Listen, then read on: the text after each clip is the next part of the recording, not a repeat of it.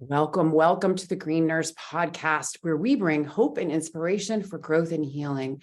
And we're here to change the dialogue and stigma around what it means to feel good or be high, hence the H for hope, I for inspiration, G for growth, and H for healing. You deserve to feel good. We all deserve to feel good. And here is a little video about what we do in the space as cannabis nurses. And this is about what we do in the cannabis space as clinicians. Please help me change the paradigm of healthcare.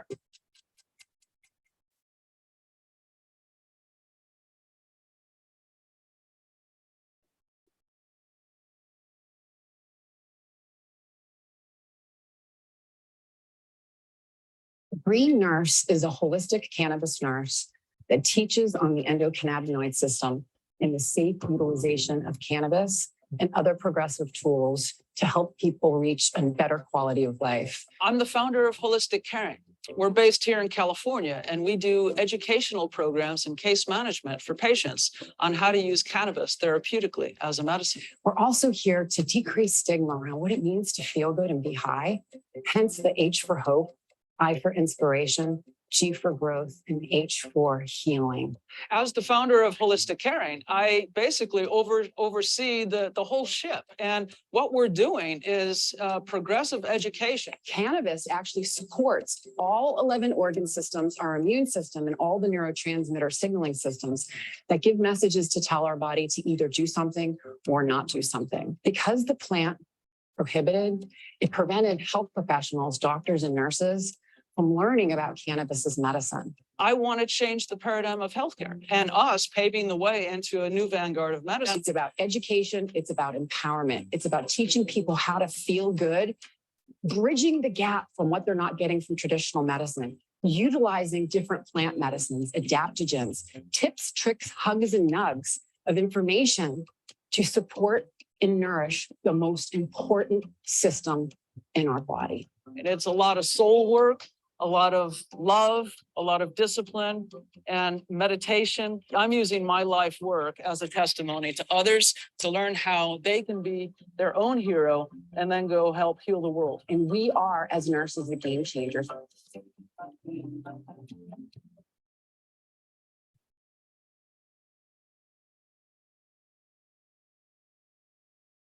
Right.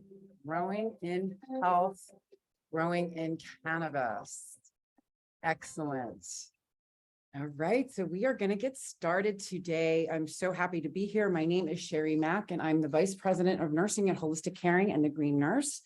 I'm a cannabis nurse, patient, advocate, and activist here to change the paradigm of healthcare. And as holistic nurses, we have learned that the drivers of health live outside of the conventional system and are modifiable by us as people, patients, and consumers. So how do we inspire consciousness for healing? Today's clinical conversation is on that very topic, and we have returning emergency room physician, Dr. Anoop Kumar, presenting his keynote speech on Opening Pandoras Box. So today's podcast is brought to you by Bloom Hemp. Bloom Hemp is a woman nurse-owned national hemp supplier and CBD company leading with quality, safety, value, and patient-centered care.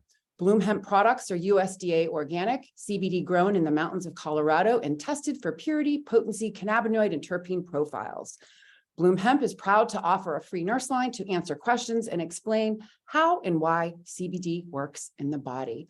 So use Bloom Hemp for 10%, use Green Nurse for 10% off, and your contributions will go to support the free nurse line to take care of patients. So today I'm really excited. We're going to get started. Dr. Kumar is going to present, and I just wanted to give him an official presentation, announcement and introduction. I was really honored to meet him at the Los Angeles Association of Healthcare Underwriters, where he was a keynote speaker, talking on a topic that is very near and dear to my heart about consciousness and healing.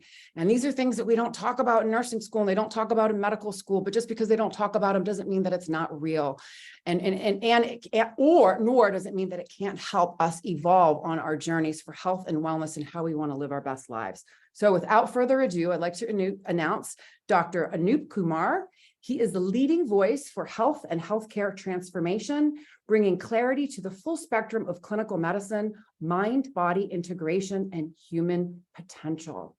He is co-founder and CEO of Health Revolution, a company building a complete ecosystem for healing, beginning with questioning the fundamental assumptions that keep the current disease care mode in place. Dr. Kumar is creator of the Health Jumpstart course, which helps you experience true health and take back your power. He is the host of Healing is Possible podcast. Dr. Kumar is board certified in emergency medicine and holds a master's degree in management with a focus in health leadership. He is frontline emergency room physician, public speaker, and author of Michelangelo's Medicine. And Is This a Dream? So welcome back, Dr. Kumar. If you haven't seen the amazing podcast that we've done a couple months ago, you should go back and look. It's in the comments below. But for now, we're going to get started. I'm going to let Dr. Kumar take the stage and present on Opening Pandora's Box. You're Thank on. you, Sherry. Thank you so much. And let me just say first that it's great to meet you, great to talk to you, but I also love this title of Opening Pandora's Box, because it opens up a world of possibility, and that's exactly what this conversation is about. So I just want to say thank you to be able to have this conversation. Well, and I'm really honored that, to have you on, because I know that you're very busy. You have your own business, you're emergency room physician, you're saving lives and stamping out disease. So, but this is an important topic that we don't ever really talk about. We don't talk about consciousness in nursing school or medical school. We don't talk about spirituality, usually not unless someone's dying, right? So how cool is it now that we're going to be able to bring this information to our viewers and listeners and those clinicians that are out there? This is for you. We love you. We care for you, and you deserve to have the best life. And these tools and these tricks and what you're about to learn, you can't unlearn. So that's why it's called Opening Pandora's Box. Yes. All right, let's get started. So I'm going to share my screen. And then just to add on to what Sherry was saying, that the really amazing thing about this is that hopefully we can get to a place in our conversation where we're not talking about science in one place and spirituality in another place. Everything that we're talking about, I hope you'll see in this conversation, is rational, it's reasonable, there is a framework for understanding it, and we don't have to say that it's just belief or it's only something that we believe. There's nothing wrong with the belief, but then we can go further and experiment with our beliefs to see if we can develop a framework and a rational way of approaching them. And I believe we can, and that's what we're going to present here. So with that, let's talk about opening Pandora's box and deconstructing assumptions of conventional medicine. And you'll see I put conventional medicine in quotes. Why deconstructing assumptions? Because I submit to you that the reason that a lot of this knowledge has not been integrated across cultures and systems is not because there's something really esoteric to learn or something out there that's strange and unusual, but the assumptions that are so close to home, the assumptions that are built into our education and into our culture that are so close and intimate, they have never been examined, right? So we don't have to go far to find out where the disintegration is. The integration is right here where we are. And if we can examine those assumptions and deconstruct them, then things will fall into place. Maybe there'll be really huge ideas or really different ideas, but there will be nothing rationally standing in their way once we deconstruct our assumptions. So without further ado, let's do that. Let's open Pandora's box. Why do we want to do that? Well, of course, we want to help as many people heal as possible, right? That's the tip of the pyramid. But let's be practical too. We want to have that career satisfaction. We want to make healthcare what it can be, and we want to meet our own personal and professional goals, right? It's nice to have an idealist idea if we want to help as many people heal as possible. But if it's not practical, if it doesn't make sense, then there's always going to be that gap and that lack of materialization of this vision, and which is what's happening today. So I want to be clear that we're talking about doing all of these three, and I think we can. And you'll see that on the last or second to last slide, that it's a very practical way of integrating all this as well, not just an idealistic vision. So yes, as Sherry said, I'm a board certified emergency physician. This is our website at Health Revolution. What we try to say is that we are all returning to health. We are all returning to health.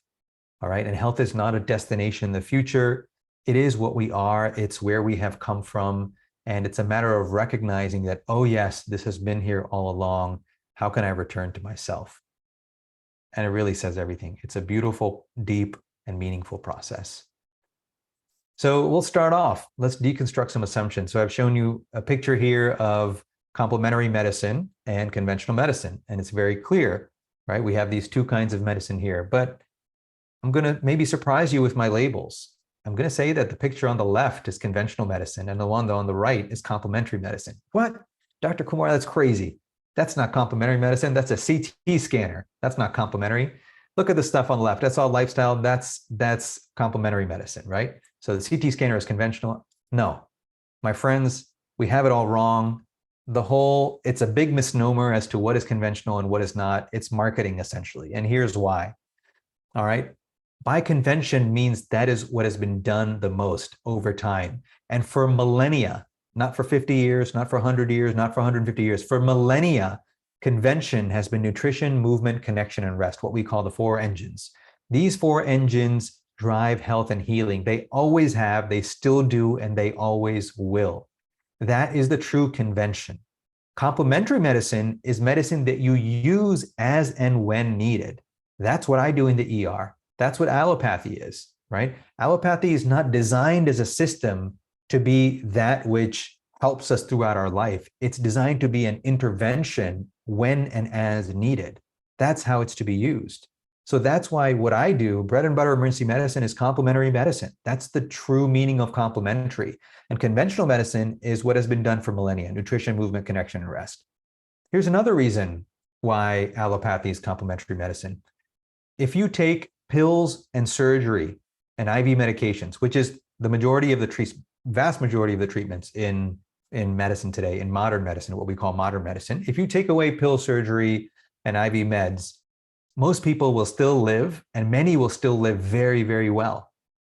If, on the other hand, you take away nutrition, movement, connection, and rest, nobody will live, right?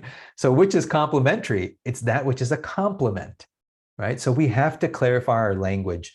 I know it's difficult because there's just like a tidal wave of misuse of this terminology, and a lot of it is marketing. But I ask you that whenever you hear people using this phrase, just press the pause button and say, hey, you know what? I actually think it's the other way around, and here's why. That's what I do in conversations. And usually you get a lot of silence because you're literally like turning around an ocean liner in somebody's head because the way of thinking is so backwards. So that's the first assumption that we're deconstructing. What is complementary and what is conventional medicine? And I can tell you that when this happens, when you turn this around in people's minds, people heal. When people see that nutrition, movement, connection, and rest is actually what is true medicine, what is helping people heal, they heal. This is our podcast. You can catch it on YouTube, on Spotify, Google, Apple Podcasts. We have case after case of people healing from supposedly incurable conditions, including advanced heart disease, including inflammatory conditions like Crohn's disease, like ulcerative colitis, like rheumatoid arthritis. Over and over, we can tell you these stories of people who heal, like Dr. Jimmy Conway, who was an orthopedist who had some chest pain, left arm pain, figured out, oh, this might be the big one, found out, yes, he was having a cardiac event, found out that he had multi-vessel blockage in his coronary arteries, the vessels that feed his heart. And guess what? His buddy from med school was actually the cardiac surgeon. So he opened his eyes and his buddy was standing there saying, hey, Jimmy, you need bypass surgery or you're not going to make it, right? He told us a story. His story is here on our podcast. You can watch it. And Jimmy said, wow, he scheduled it. He went home. He found Dr. Esselstyn's book, who wrote a book called How to Prevent and Reverse Heart Disease, which talked about a plant-based diet. He started doing that. He canceled his surgery. I'm not saying this is for everyone, but it's important that everybody knows about these things. And his team, his doctors basically said, you're not going to make it. You know, this is crazy. You're not going to make it. And today, of course, many years later, he's symptom-free, feels better than he's ever felt, and lost weight, and so many other positive side effects from that change. That's just one story. Story after story of people engaging their engines: nutrition, movement, connection, rest, and healing. This is the true conventional medicine that works. So what are these 4 engines of nutrition, movement, connection, and rest? I'll go over them briefly. Nutrition, okay, it's not just the food that we eat. I'm telling you, number 1 is nutrition of the mind. Number 1 is nutrition of the mind, because if you don't know what is possible, then that pathway doesn't come to center itself in your life. right? One has to hear a story of what is possible. And I don't buy this idea of false hope. I don't buy this idea that you're telling somebody something and giving them false hope. I think it's our responsibility to tell people what happens and saying, this is what we understand, this is what we don't understand, here are the risks that we know of, here are the benefits that we know of, and everybody makes their own choice. But I don't believe I have the right to not talk about something that's happening just because I don't understand it or I feel like it may be taken out of context. I can simply say, hey, this could be taken out of context. So I'm not saying this is for everyone, but you have a right to know what's possible, right? And what's possible is not just healing of the body, healing of the mind, but healing of the entire human system, and to ask this question of human potential and human transformation. What is possible for a human being? So this is nutrition of the mind. Nutrition of the body goes along with that. There's so much talk about diets. What I can say, number one, everybody who knows anything about nutrition will agree on this. And that's rare for anybody to agree on something on nutrition. But number one is cutting out processed foods, right? No matter what. I really believe if just somebody did that, and if we ate generally more fruits and vegetables, not necessarily vegetarian, not necessarily vegan, not necessarily completely plant-based, but simply cutting out processed foods and eating plenty of fresh fruits and vegetables, I feel like at least 20%, 30% of the conditions would disappear, if not more. That's how, along with nutrition of the mind, that's how powerful nutrition is. Movement. We know about exercise, moving the body, the cardiovascular activity is important, but there are other kinds of movement that are tremendously important. All right, number one is just range of motion, right? Maybe you can't exercise, but most people can do some range of motion. Doesn't matter how much you can do, you still have a range of motion, right? So lifting those arms up, that full range of motion, right? Your hands, your feet, right? Using all your joints, your ankles, knees, stretching to the side, bending. Use that full range of motion because it opens up the breath, it lubricates the joints, and it helps get that human system, that energy system of the human being moving, which we will get to later, right? So use that full range of motion. Whatever you can move, please do move it. That's movement. Of course, movement of the breath. The breath is that amazing function that connects the physical structure and the mental structure. Have you ever noticed that if the breath is shallow and rapid, what you have is an anxious person, right? That shallow rapidness, that shallow rapid movement is the diaphragm that's going up and down. So that physical movement is paralleled in the experience of the mind. If you have a deep and slow breath, you have a deep and available mind, right? So again, that movement of the diaphragm correlates with the state of the mind. So the breath is something truly spectacular in that it is a bridge between the physical and mental aspects of a human being. Movement, one of the most important, it's hard to say what's the most important. They're all super important, but another one is movement of our emotions. I cannot tell you how many stories I've seen on my podcast of people who have had something happen in their childhood, whether it's trauma, whether it's not recognized as trauma, but when they recognize that, a disease goes away. One person had Crohn's disease for decades, recurring pain, recurring hospitalizations to the point that part of the bowel had to be taken out surgically. And they did a session of hypnosis, of regression, and found that they became sick whenever they were a child. And that was an opportunity for them to get some rest because they were always busy and their parents were not always available. So by them getting sick, they got time to rest. Their parents came to their side and they got this kind of sense of family and sense of rest and peace. Now, if anybody had to tell her that in her life, saying, hey, well, this is what's happening, you know what? That mind revolts. The mind says, that's crazy, and how dare you accuse me of making up, quote unquote, making my disease. Nobody's saying that we're making our disease. We're simply saying that we are incredibly responsive to our environments and our bodies are incredibly intelligent and finds ways to help us and to protect us. And she was in that session able to say thank you to herself, to her system for finding a way to protect her and give her some rest and saying, I don't need that anymore. And would you believe that after that, she's never had a symptom again? She's never been to the hospital again. And she had a colonoscopy in which the lesions had cleared up. And her gastroenterologist said, I wouldn't believe this if I didn't know you personally. That's one story out of innumerable stories. And by the way, you probably know this, very few people want to come on YouTube and tell the most difficult time of their life to the entire world, right? So for every 20 every story we have, I'm sure there are at least 100 that are not told. In other words, healing is happening all around you.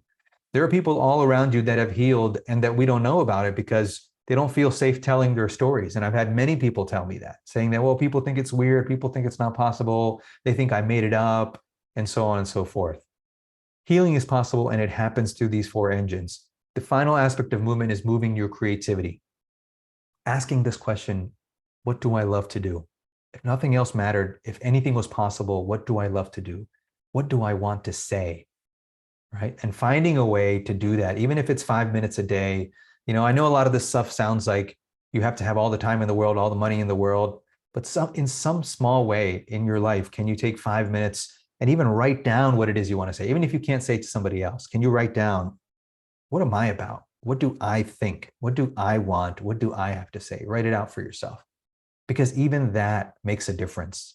You know, that sense of honoring your voice makes a difference. So that's movement of the body through exercise, range of motion, movement of our breath, movement of the emotion, and movement of our creativity. You can see movement is huge. Movement is life. Stagnation, in a sense, is the absence of life, right? But movement is life. Connection, another huge one. They're all huge, I told you.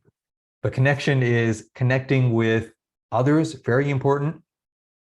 On the spiritual path, the so-called spiritual path, there's a lot about connecting with oneself, but it's really important to be able to integrate that with others and with the community also, and not just do it within oneself.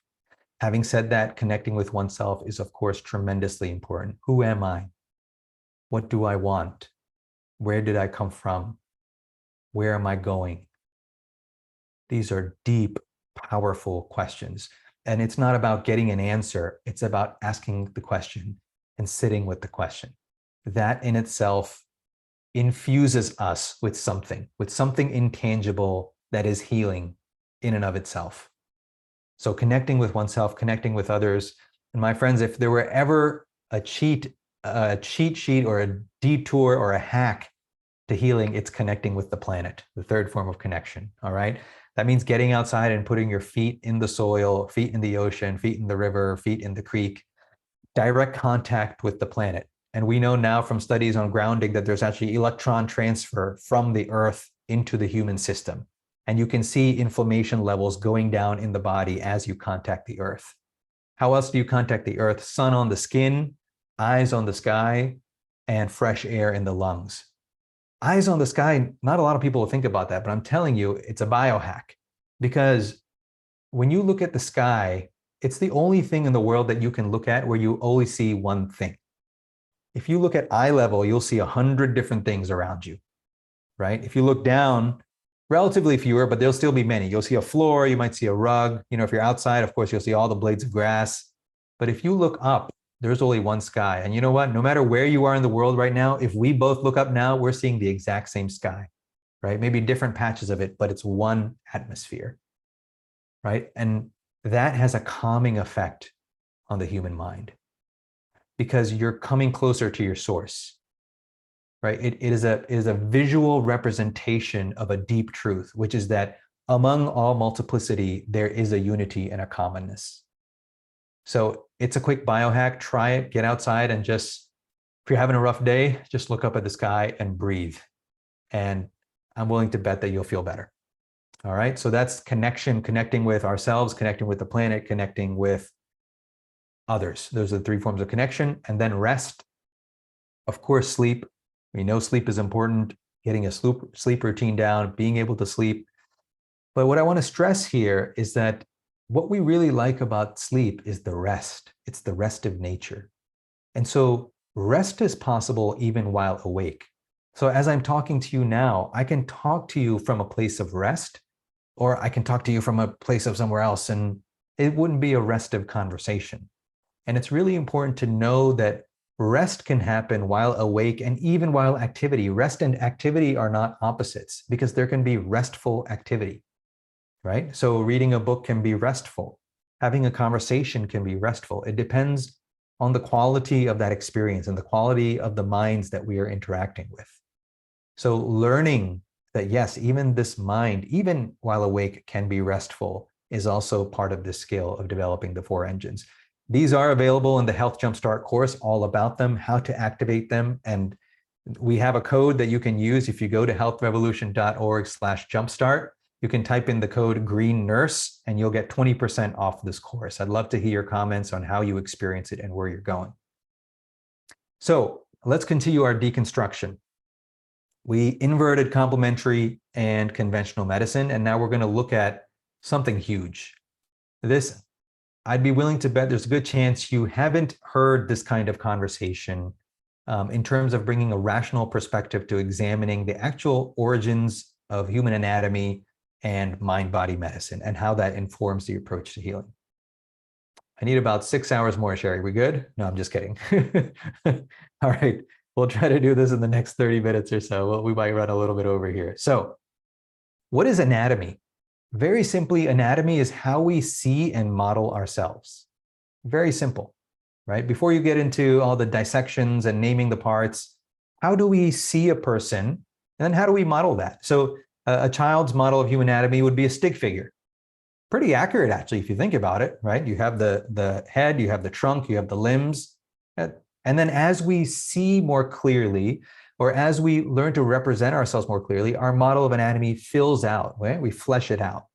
And so based on that anatomy then, based on that model is how we make diagnoses and treatments, right? So somebody comes in with a cough, you can visualize the entire respiratory system, the diaphragm, all the things connected with that which could be causing a cough.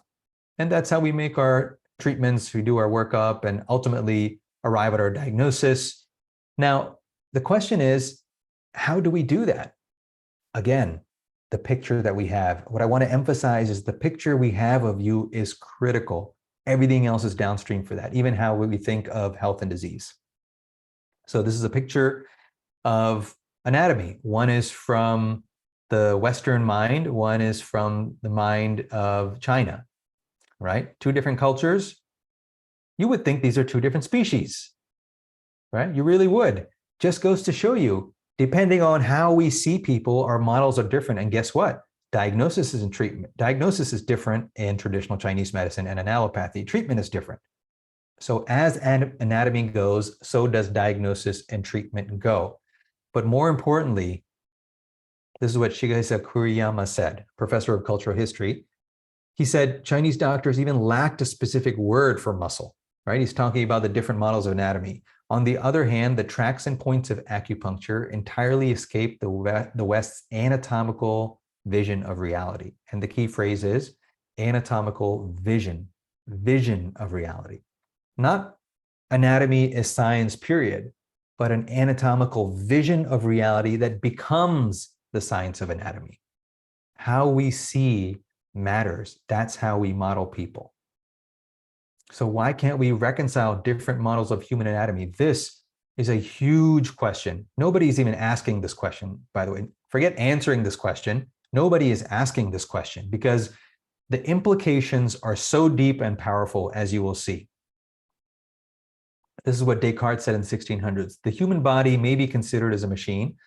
Even if there were no mind in it, it would not cease to move in all the ways it does. He's basically saying that we can look at the human being as a human body, right? We can take the mind out of it and look at it as a human body. Now, my guess is he's not saying that the mind doesn't matter. He's not saying that you can take out the mind and forget about it and nothing matters. I think he's just saying that this is a way of looking at things. That's my guess. But we've taken that to an extreme today because in the model of anatomy today, there's no mind anywhere. You can't even talk about mind in the context of anatomy today. It doesn't compute in any way because there are such deep philosophical biases that we are not aware of, we don't examine. So here's a look at how we see anatomy, right? So very few people will know that back in 900 BC, Chandogya Upanishad is a text in ancient India that talked about our nature as being fundamentally of existence and consciousness, that is what is fundamental, that is what we are made of, constituted from. Kannada in 600 BC said that we were made of what Anu in Sanskrit, which translates to something like atoms. Democritus said something similar a couple hundred years later. And then we understood there were organs. And then Descartes came along and said, wait a second, there's this body-mind issue. We can just kind of look at the body and maybe that's one way of approaching this. And so on it went. We went from organs to cells, Then Dalton had a theory of atoms that kind of confirmed what Ganada said and what Democritus said. And then Rutherford had the subatomic particles, that planetary model of the atom.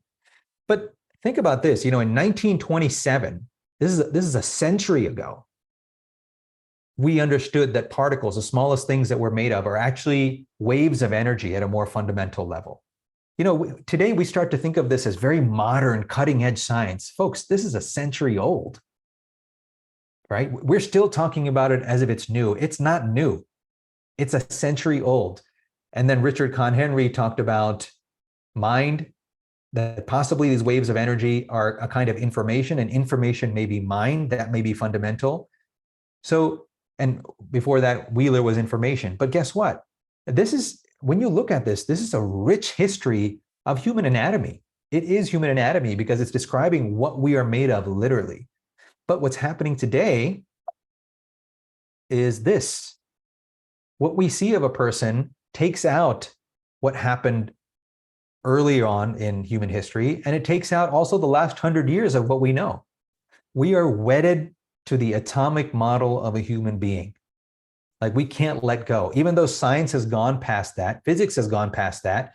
But in medical science, we are still learning. In medical school, we're still learning what we learned in 4th grade, which is that things are made of subatomic particles. Just imagine that. We have ignored the last 100 years in terms of the constitution of the human body. Yes, the complexities we have advanced in. We know how subatomic particles interact, right? How molecules interact, what they do at the gross level of human anatomy and physiology, what happens. Our understanding is advancing. But in terms of what you are made of, it's just a dead end. It's been a dead end for a century. And that's the problem. And that's why we can't understand what mind is. We're getting there. We're getting there. So here's what we know, right? Basically, the summary of this is things are made from smaller things. That's the philosophy here. Things are made from smaller things. That's a philosophy we all learned. You learned it. Nobody ever sat you down and told you that, but you understood that. Everything we were told is that things are made from smaller things. We learned it in medical school. We all go with it.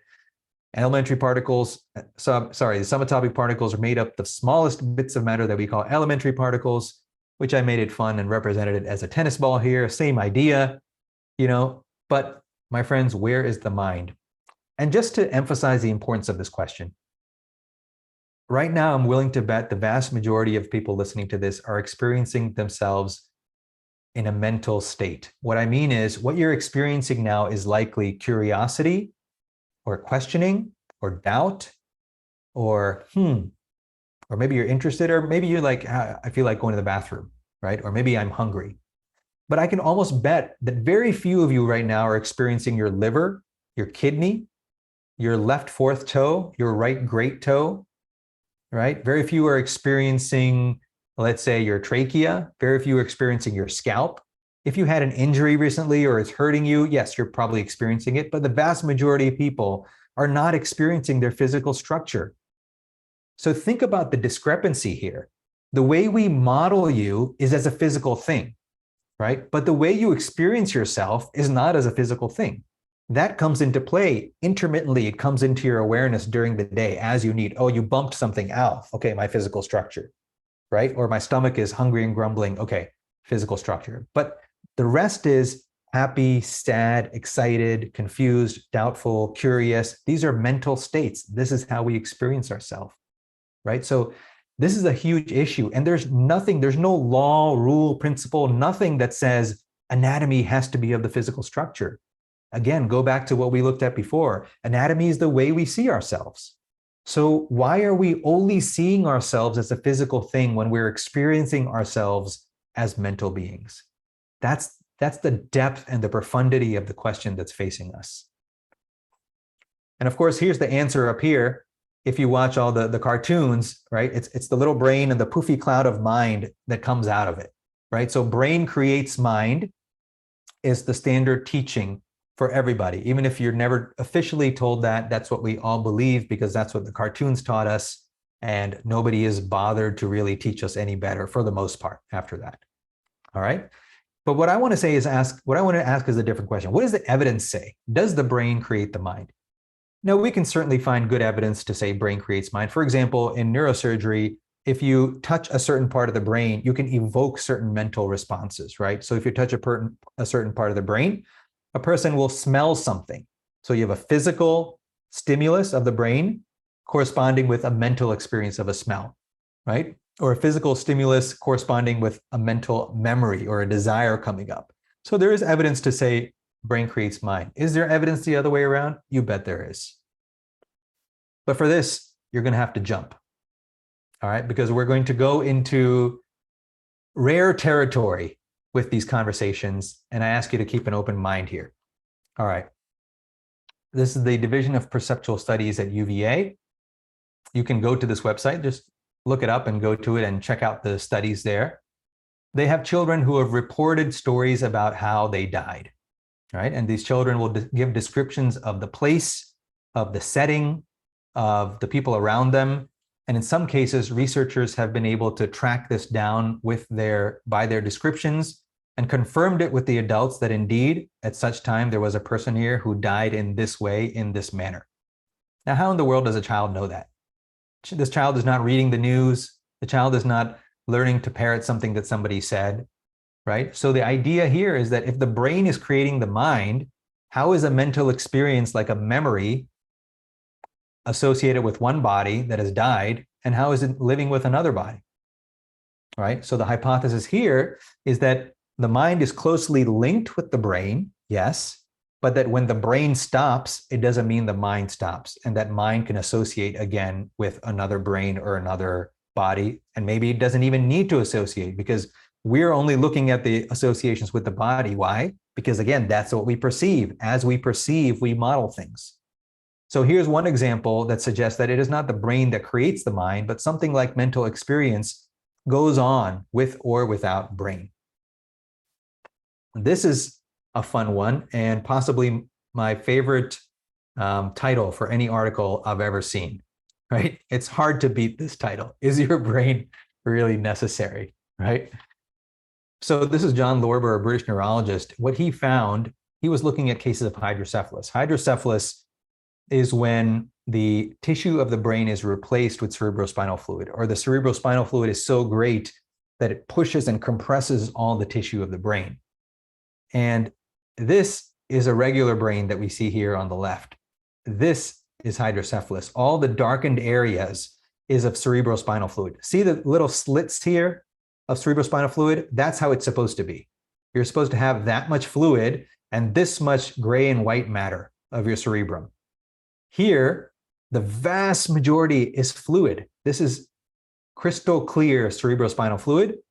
And what you have is this thin layer of gray and white matter of actual neurons and cells of the brain. And what this neurologist found is that in half the patients who had 95% of their brain tissue effaced by this fluid. So in this patient, for example, in whom 95% of that functional brain tissue is effaced because of the volume and pressure of the cerebrospinal fluid, half of such people had normal to above average intelligence. All right, in his study. All right. Now, I don't think the prevalence necessarily matters. Even one case is enough to say, what? Right? If 95% of your brain tissue is at best distorted, at best case scenario, we're talking about severe distortion, right? If not loss of function entirely. And in that case, you have a person with average to above average intelligence. What does that tell us about the brain and the brain tissue? At the very least, that it's incredibly adaptable, that even in this form, that this is not the required form of the brain, and that even in this form, it can be highly functional, meaning that what? Is all of our experience really due to all of this gray and white matter, or is there more to what's happening here? Here's another one. Near-death experiences in cardiac arrest. Cardiac arrest is considered a low-flow state because a heart that's usually pumping 60 times a minute or 100 times a minute, it's now not pumping, zero.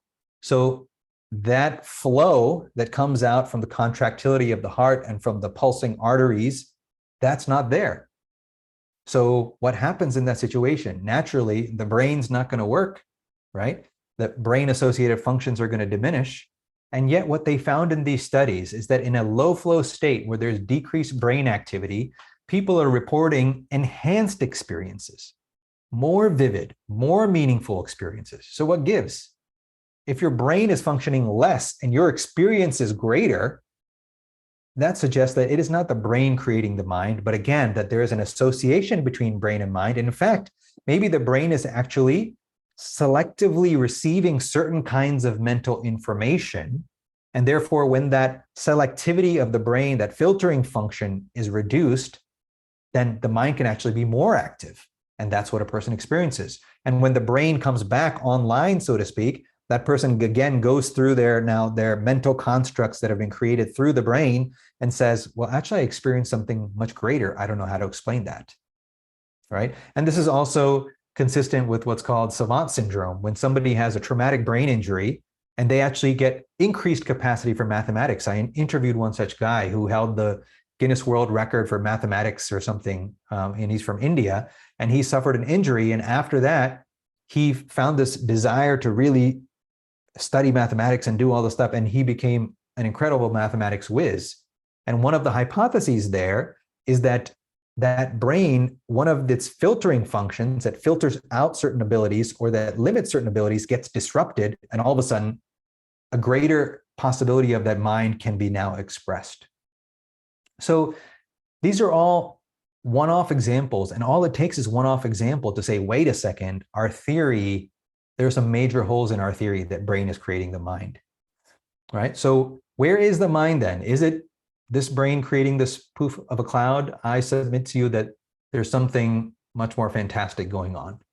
And that's what we'll look at. And part of that is recognizing that we stop asking questions when we get to elementary particles, right? It's as if we're saying, nope, that's it, nothing to see here. I don't want to hear it.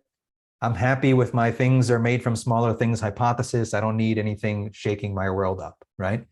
But we're going to shake the world up. So we're going to ask the question, what is a particle made of? The smallest bits of matter, what are they made of indeed? So here's Sean Carroll, a theoretical physicist, who says, if we observe quantum fields, what we see are individual particles. When a field starts vibrating, we can observe those vibrations in the form of particles. In other words, these smallest particles that we have, trying to find something small here, these small, tiny things, they're actually vibrations. They're not a thing with a distinct boundary. They're vibrations in an infinite field of vibrations. But what we're doing is we're just focusing on that local vibration, that local pattern. And so it appears to us as a distinct thing, when in fact, it's actually a vast plane, right? I'm going to use this curtain as an example, all right, since I have it right here. So you can see here that we have, there we go, a wrinkle or a fold, right? And everybody would say, yeah, it's a fold. I see the fold, it's there. We can measure the fold, right?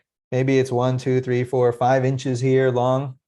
There we go. It's 5 inches long. You know, it's maybe a few millimeters thick.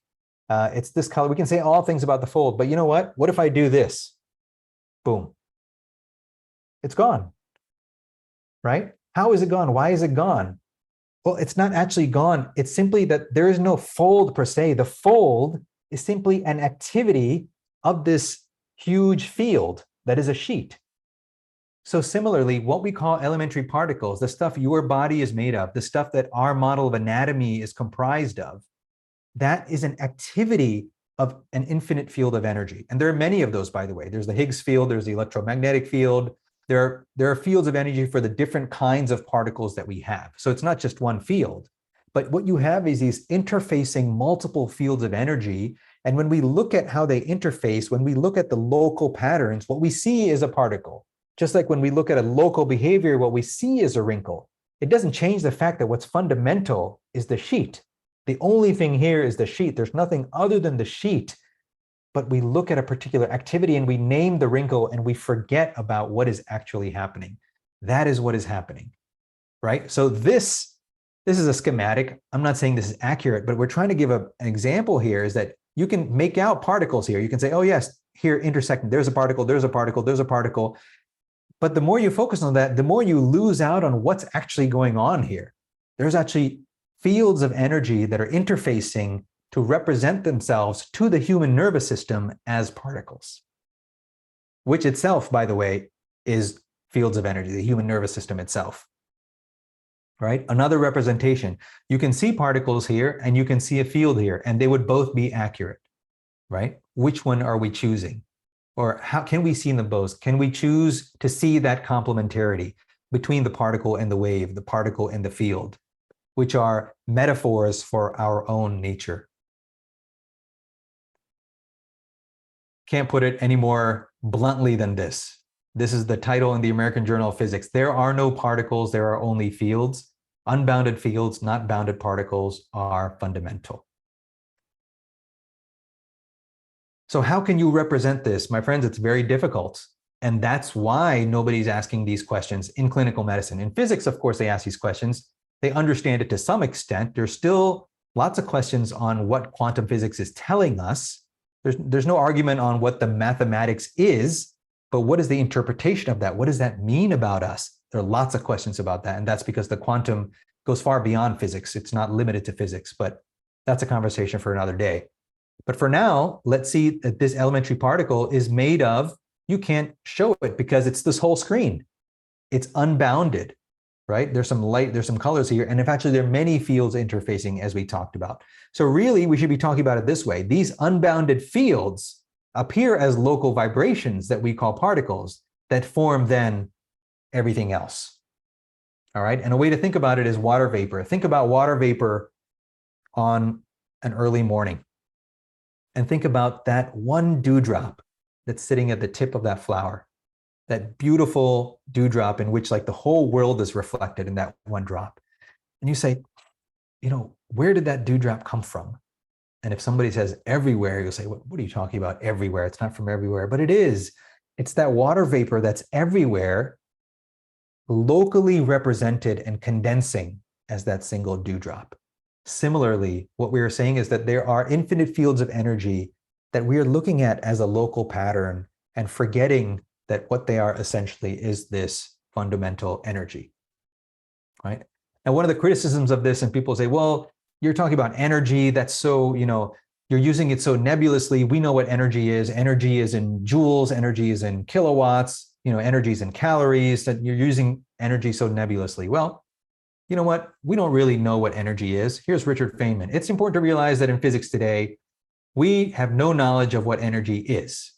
We do not have a picture that energy comes in little blobs of a definite amount, you know, whether it's a calorie or a kilowatt or whatever, it's not that way. Now, this doesn't mean that we don't know anything about energy. We do know some things about energy. We know some things about kinds of energy. That's different from energy as a whole.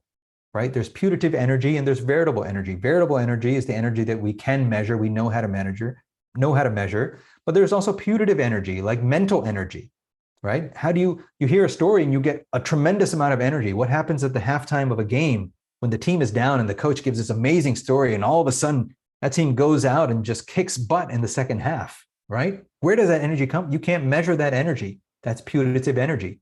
So we can honor what science knows, but we don't have to limit ourselves and we don't have to dishonor science by saying that that's all there is to it. Science is a process of endless discovery.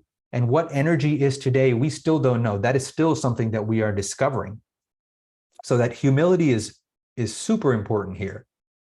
So answering this question about energy and its nebulousness, what do these energy fields represent? We know through science that there are infinite fields of energy, many of them that span space, that are limitless, literally, right? What does that mean? What do they represent? Science can't tell us that. That's where we have to use our human knowledge, our capacity to connect with what is greater and our capacity to connect with what is within ourselves to arrive at possibilities, to arrive at hypotheses. And here, we're going to take the next big plunge, all right? Here's how we usually think about mind. As we said before, the little poof that arises from the brain. But I would submit to you that in the traditions that talk about mind-body medicine, whether you're talking about Ayurveda or yoga or Vedanta, or you're talking about Chinese medicine, none of them come from a view that the material world is primary, right? This is something that nobody really likes to talk about. even in integrative medicine, which you'll find an integrative medical center probably in every major medical school now. So we're moving in that direction. But one thing we have not done is say, okay, we know there's something here, but very few people will say that none of these systems say that the physicality is fundamental. In fact, they say that non-materiality is fundamental. In other words, mind does not come from brain. And what they posit is that there is a deeper level of mind or consciousness. And it is that deeper level or mind of consciousness that represents itself as the physical world. All right. Now, this should sound quite similar to what we were saying before, that there is, let's take out the word physical because the definitions vary, but there seems to be a non-solid fundamental reality which condenses, so to speak, or represents itself as the physical stuff that comprise our body. Right? Here's Richard Conn Henry. The 1925 discovery of quantum mechanics solved the problem of the universe's nature. Bright physicists were again led to believe the unbelievable, this time that the universe is mental. Now, not everybody agrees with him, but what he's showing us is that you can be a physicist and use these experiments, arrive at the science, the understanding, and interpret it quite distinctly in the way that all of these traditions in the ancient world have interpreted it. There's nothing unscientific about this interpretation. Sir James Jeans, the stream of knowledge is heading toward a non-mechanical reality. The universe begins to look more like a great thought than like a great machine. It is difficult for the matter-of-fact physicist this is covering my screen, so I can't read it properly, to accept the view that the substratum of everything is of mental character. Now, common misunderstandings. This doesn't mean everything's in your head. It doesn't mean everything is in your mind. We're getting to what this really means. What this suggests is that there are two levels of mind, at least two levels of mind. Everything that we have been taught about the mind is the first mind, our local mind, right? Our thoughts, our feelings, our desires, our memories, our hopes, our ambitions, all of that is our local mind, right? It's what's unique to you and unique to me. It's different in you than it is in me. But what this is saying is that there is a second level of mind, the second mind. And it is the second mind that is common to all of us. In fact, it is what represents itself as all of us. Think of the last dream you had. Everything that happened in that dream came from one mind. And yet within that one mind, there were different characters that had their own individual minds. There was an entire interface of space and time. There were events. There was joy and sadness. There were enemies and there were friends, right? You could pass decades in the span of that dream. You could travel across space to other galaxies. Why? Because it was that mind that represented itself as space and time and all the events therein. And so there's no contradiction here between these understandings of mind. These are layers or hierarchies of nested mind. Here's a good representation. This is how we think of mind. We have to think of it more broadly. This is the case, but even this entire picture is itself mental, right? And there's a depth in that, there's a peace in that, and there's a truth in that that everyone can experiment with. So there are many first minds. There are 8 billion first minds on this planet. No, not 8 billion. How many people on the planet? 2 billion? 8 billion? Oh, 8 billion years old is what I was thinking. So there are billions of first minds on the planet, right? Human first minds, let's say. But there's only one second mind, right? It is that mind that represents itself. And so let's get back to the physics here. We talked about this infinite fields of energy, many infinite fields of energy. And we said, well, that's energy. You can't say that's mind, that's making too much of a leap. So what are these fields of physics telling us? What we're saying is that all these fields of physics, they are partial mathematical experimental representations of the second mind. Our knowledge, we are arriving at all of this from a first mind perspective, right? We're just kind of waking up to this depth. That's why quantum physics is so fascinating to everybody, right? We're saying, whoa, what is this saying? This is literally mind-boggling, first mind-boggling, right? It boggles the boundary of the first mind. And what we're recognizing is that these individual things are these infinite fields. What does that mean? That's the graduation of the first mind. That's that first mind that's waking up to say that, wow, this materiality, I'm finding out through the laws of mathematics and physics, it's actually telling us that there's something much bigger here. It can't take us all the way. And people who would criticize this are right in saying that it's not taking us to the leap that you're making, that all of this is mind. I agree with them there. We can't prove that, but we can see where the story is leading us. And we can make use of all kinds of knowledge sources, not just physics. And when we put everything together, including what people have been saying for millennia, we have a pretty good hypothesis as to where this is going. That these fields, where it's the Higgs field or the electromagnetic field or any of these fields, that they are partial mathematical representations of an infinite field of intelligence. And yet what is happening today in medical science is that we're ignoring the science because we don't talk about fields of physics when it comes to anatomy, and we're ignoring the philosophy. We don't realize that we are philosophizing when we say that brain creates mind. That's not science. That's philosophy, but we don't even know it's philosophy. That's how entrenched we are in this materialist worldview. And it doesn't start in medical school, it starts in elementary school. So virtual reality, dreams, daydreams, psychedelic experiences, all of this are hinting at us, including, yes, the fields of physics. They're hinting that these are representations of a vast field-like intelligence that is fundamentally an aspect of what we are. It is our anatomy. Right?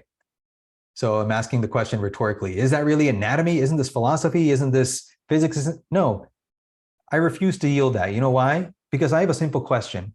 Is it what we're made of or not? If it is what we are made of, it is anatomy, period. Right? Because if the cell is part of anatomy, we call it histology, but it's just anatomy at a small scale. Chemistry is anatomy and physiology at a small scale. Well, then so is this. So is the second mind, except it's not a small scale. It is a vast and deep scale, which represents itself as big and small. So this is my book in medical school, my Atlas of Human Anatomy. And this is what Frank Netter said: anatomy does not change, but our understanding and its clinical significance does. And it requires updating of the older pictures. I found there were gaps in the portrayal of medical knowledge as pictorialized in the illustrations I previously. In other words, what? We need to update our anatomy. As our knowledge improves, our anatomy understanding needs to improve. So let's circle back to the beginning. You remember that pyramid in the beginning when we said, yes, we're interested in this, but we want to be practical too. Well, here's the practicality. We want to lower the cost of care. We want to make care accessible to everyone. How do you do that? You tell people what they're actually made of, and you give them the tools through the 4 engines to actually engage themselves at multiple layers of anatomy. What are those layers? Here's the answer again. By seeing ourselves more completely and scientifically, right? By understanding what mind-body medicine has been saying all along. So if we understand that the fields of physics are partial mathematical representations, right? If we understand that it's not necessarily that brain creates mind, if we understand that people here are healing based on inverting their understanding of complementary and conventional medicine, if we understand that this in fact is anatomy, then where that takes us is to a much more complete model of human anatomy. And we can get into this in another conversation, but basically I would say that we have 5 bodies, not 1 body. The physical body, the mental body, the energetic body, the informational body, and our core body is consciousness itself. We are fundamentally non-material, and we represent ourselves materially. There's strong evidence for this that we can get into in another conversation. This is how we discover health as human potential and multi-directional healing, again, for another conversation. Here's an article I wrote on how medical schools ignore the nature of consciousness and why it's costing us. And this talks also about the first and second mind. You can look this up and find this online. It's available free and you can read it. These are the 4 engines. This is the course. It's $99 here, but if you go to healthrevolution.org/jumpstart, Sherry and I have worked out a code for you and type in green nurse as the coupon code. You'll get 20% off of the $99. Please join the course. You know, what we like to say is that Yes, it's a course about nutrition, movement, connection, rest, and all the aspects that I talked about. It gives you information about what it means and also a practice on how to activate that. But there's something much beyond that. And that is this. This course is a gateway. It's a gateway to an unbelievable journey. And it is the journey of every human being recognizing their full potential, recognizing who they are, where they have come from, and where they are going. So yes, it's great for the physical body to heal. It's great for the mind to heal. But when you touch that place within yourself that is timeless and ever present, that is an unfolding that you can't put a price on, and that's the way we feel about this course. It is a gateway to the rest of your life. It's an honor to be able to have this conversation with you. Here's what we said we would do. We will help as many people heal as possible. And if we see ourselves completely and activate our 4 engines, we will. That will make healthcare all it can be. And this will help us meet our personal and our professional goals. So let's blow up the ceiling on healing. That was absolutely amazing. An amazing presentation. I'm very, very excited to be able to offer Health Revolution Jumpstart to our viewers, to our clients. Really, really important consciousness, inspired consciousness for healing. We are also, one of your slides talk about psychedelics. Yeah. So we are in a psychedelic renaissance where people are exploring these mind-altering substances, and your program is the perfect program for integration. Yes. When you have these rich, deep experiences exploring consciousness, you need to bring these experiences back into your life and to have a safe space for you to integrate them. Integration means coming back into your body, coming back, right? And we have these bodies that we have to take care of. And as Dr. Kumar said, nutrition, movement, connection, and rest is the key. Yes. I got to tell you a quick story. That 100% supports what you said, that it's for integration, because the way I came up with these is because I had to find a way to integrate. So when I was in medical school, I had an experience that literally blew my mind. And it was almost like I had to relearn. It's like I was born again. I had to relearn how to speak, how to walk. That's what it felt like. And it was extremely destabilizing. And what I found through trial and error was simply like, okay, these are the areas that I have to focus on. And that's what helps me adjust the instrumentation dial. So I can turn up my experience or turn it down, interface with this person in this way, this person in this way. And that has given me a tremendous amount of, I can't say control, but tremendous amount of power and tremendous amount of choice in terms of how I engage in the world. So this is literally a gateway integration program. That's the origin of this. And that's it. And it fits perfectly into what we're doing here in the space as plant medicine nurses, right? So the drivers of health live outside the conventional system and are modifiable by us as human beings, as patients and providers, clients and clinicians. And it is based on the 4 pillars of Health Revolution Jumpstart. Amazing. Thank you so much for joining us today. Sure. There will be more information on his program. We will have you come back. I think we will have you come back to present again, because I think I would love to dive a little bit more into what we're seeing in psychedelics and how your Health Start Jump, those 4 pillars, can be used in integration. And then I'd also like to invite you into our space as well, to be a guest speaker as well in the space. I think it would be great. So anyway, this is a wrap for the show. We're going to have Dr. Kumar back, more information on Health Revolution Jumpstart. And remember, everyone, what it's all about. It is truly about living your best life and helping others do the same. Thanks for joining us, and we'll see you next time.